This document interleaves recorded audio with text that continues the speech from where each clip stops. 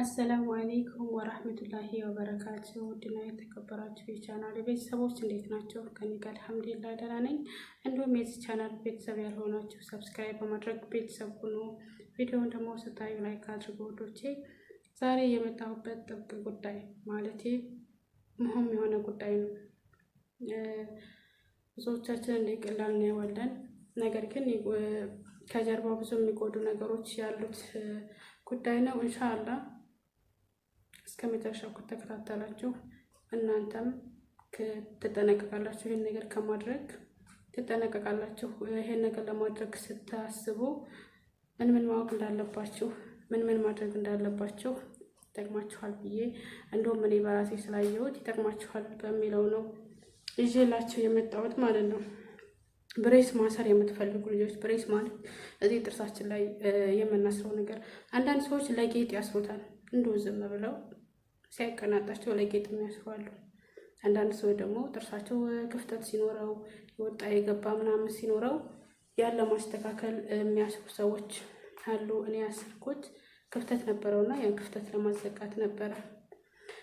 አስሬው አመት ከምናምን ቆየ። ያኔ ሲያስርልኝ በየወሩ እየመጣሽ በየሁለት ወር የሚቀጥሉ ዶክተሮች አሉ።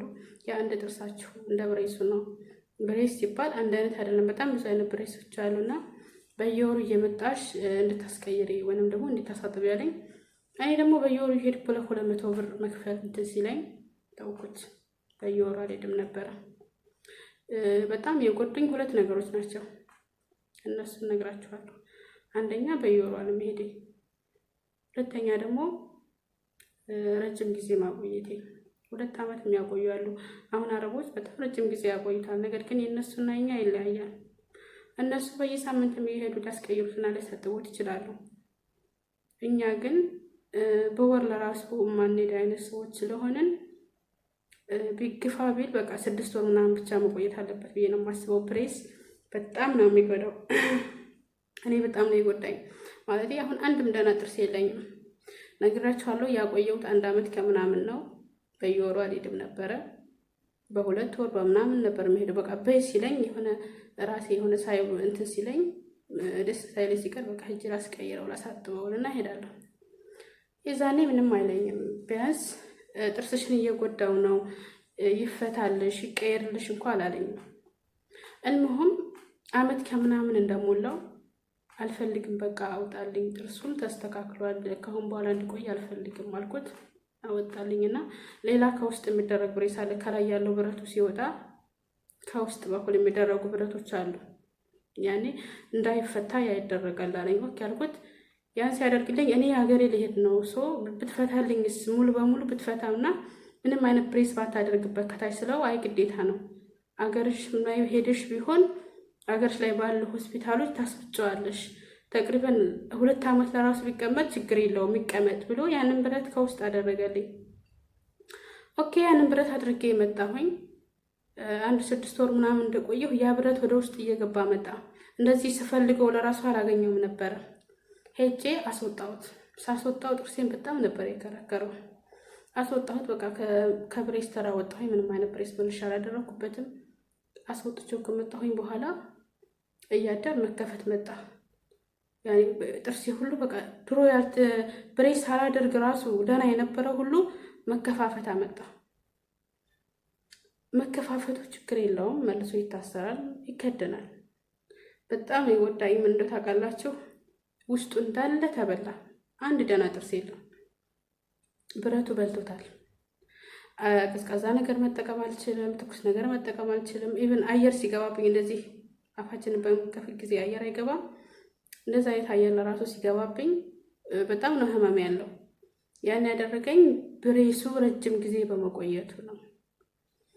ሲቆይ በየወሩ አልተቀየረም። በየወሩ ቢቀየር በየወሩ ቢታጠብ ያ ይመጣብኝም ነበረ። እኔ ማለቴ ታውቃላችሁ በየወሩ እየሄዱ 200 ብር ማውጣት ለኛ ትንሽ ይከብዳል። እንደዛ አልመሰለኝም ነበር። ከመጀመሪያው ብሬስ አስራለሁ ስል በየወሩ የሚያስከፍል አልመሰለኝም ነበርና አሰርኩት።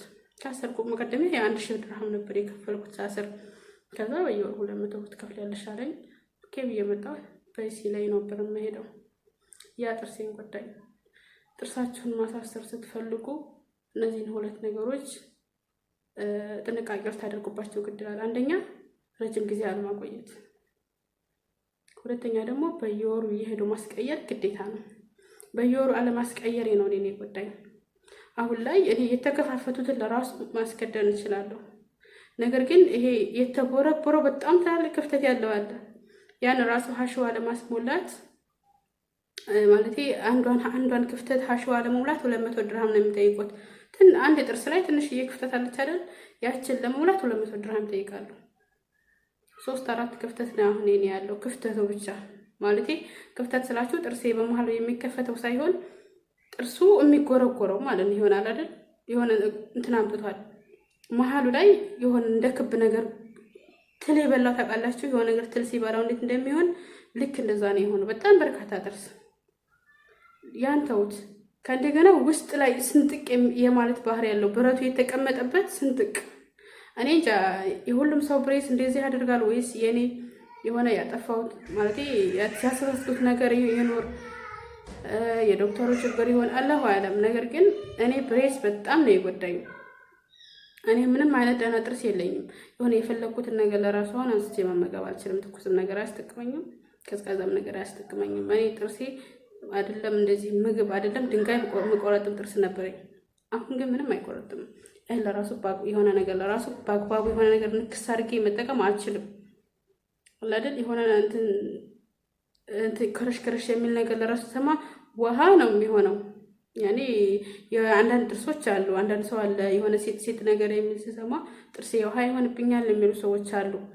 እኔ ግን ይሄን ብሬስ ካደረኩ በኋላ የሆነ ነገር እንኳን ሲል ውሃ ነው የሚሆንብኝ። አይደለም ሊያስጠቅመኝ ይቅርና ማለት ነው።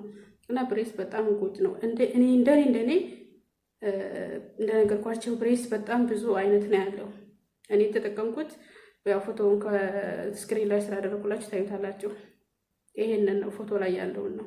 ሌሎች ብሬሶች አሉ ምንም ጥርስን የማይጎዱ ስክት ነው የሚደረጉት። ጥርስን አይበሉም፣ ብረት የለውም፣ ምን የለውም፣ ምንም ጥርስን አይጎዳም።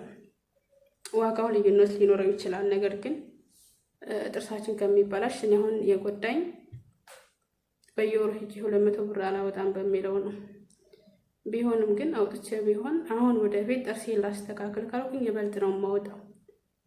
እና እናንተ ብትሆኑ ብሬስ ማሰር አለብኝ ብላችሁ የምታስቡ ከሆነ ዋጋው ራሱ ውድ ይሁን። አሁን ላይ ያለውን አሁን እንደ ዘመናዊ የሚጠቀሙትን ብሬስ ነው ማድረግ ያለባችሁ። ልብስ ነው የሚደረገው። ክፍተትም ካለበት ይከድናል። እንትን ያለውን ይነቅሉታል። ብሬስ ምንም አይነት ጥርስ አያወጣባችሁም፣ አይነቅሉባችሁም። የራሳችሁ ጥርስ ሳይወጣ እዛው ነው ስክትክት ቢለው። ይሄ የብረቱ ሲሆን፣ ይሄ አሁንም የለበሰው ሲሆን ግን ከላይ ሌላ ጥርስ ካለ ያነሱታል። ምክንያቱም ልብስ ነው የሚደረገው እንጂ አይታሰርም። የሆነ ብዙ የሚከለክሏችሁ ምግቦች አሉ። ብሬስ ግን ምንም አይነት ምግብ አትከለከሉም፣ ምንም ነገር አያግዳችሁም። ነገር ግን ጉዳት አለው። ከጥቅሙ ጉዳቱ ያመዝናል። ብሬስ ከማሰራችሁ በፊት እነዚህን ነገሮች አውቃችሁ ብታስሩ ባይ ነኝ። እኔ በራሴ ያየሁት ስለሆነ ነው።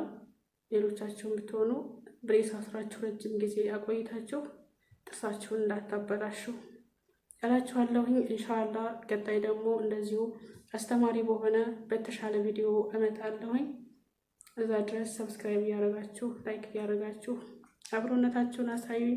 ወሰላሙ አለይኩም ወራህመቱላሂ ወበረካቱ።